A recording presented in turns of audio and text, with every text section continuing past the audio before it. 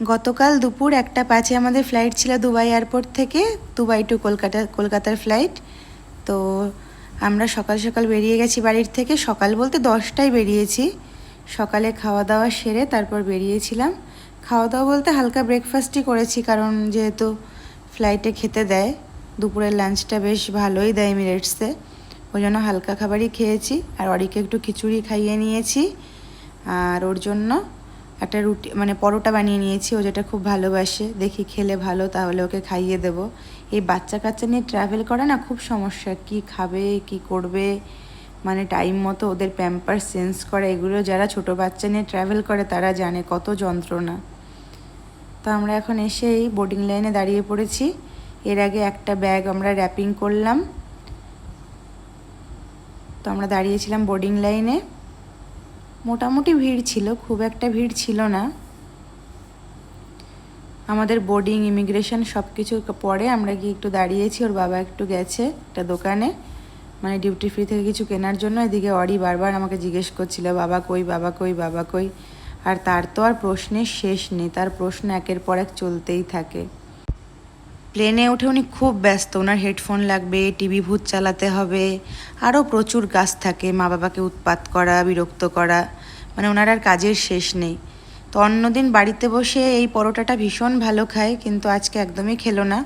আর খেতে খেতে ওর বাবা বলে উঠেছে তাহলে কি দুধ গুলিয়ে দেবো, আর ব্যাস হয়ে গেল, রুটি আর খেলোই নাও। তো তারপর উনি এই যে দুধ খাচ্ছেন। তো আমার অসুবিধা নেই, সে পরোটা না খাক, দরকার নেই, একটু বাদে ওকে খাবার দিয়ে দেয়, কারণ 2 বছর হয়ে যাওয়ার পর বাচ্চাদের সিটও দেয়, আর ওদের মানে আমাদের খেতে দেওয়ার আগে ওদের খাবারটা সার্ভ করে। তো যেটুকু খায় দেখা যাবে যা করে, নাহলে তো সেরেলাক দুধ আছেই। তো অনেক চেষ্টা করেও তো পারলাম না ওকে খাওয়াতে, এখন উনি তুতু খেতে ব্যস্ত। আর এই যে আমরা এখন রওনা দিচ্ছি কলকাতার উদ্দেশ্যে। আকাশ থেকে একবার এই যে দুবাই শহরটা, ওই যে বুর্জ খলিফা দেখা যাচ্ছে। এবার আমরা সোজা কলকাতা, 4 ঘন্টা 15 মিনিট লাগবে আমাদের। তারপর আমরা আমাদের গন্তব্যস্থানে পৌঁছে যাব। গন্তব্যস্থানে নয়, কলকাতা থেকেও আমাদের 2 ঘন্টা 20 মিনিট মতো লেগে যাবে বাড়িতে। তো ভাত উনি কটা খেয়েছিলেন, ওকে আলাদা মিল দিয়েছিল, আমাদের আলাদা মিল দেয়, মানে বাচ্চাদের খাবারটা সার্ভ করার পরেই আমাদের খাবার দেয়। তো মোটামুটি একটু খেয়েছিল, সেটাই শান্তি।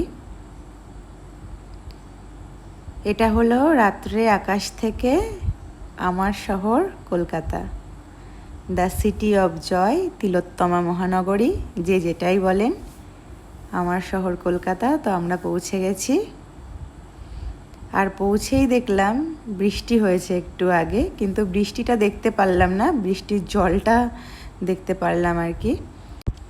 আমাদের লাগেজ নেওয়ার জন্য বেশিক্ষণ ওয়েট করতে হয়নি, আজকে তাড়াতাড়ি লাগেজ চলে এসেছিলো।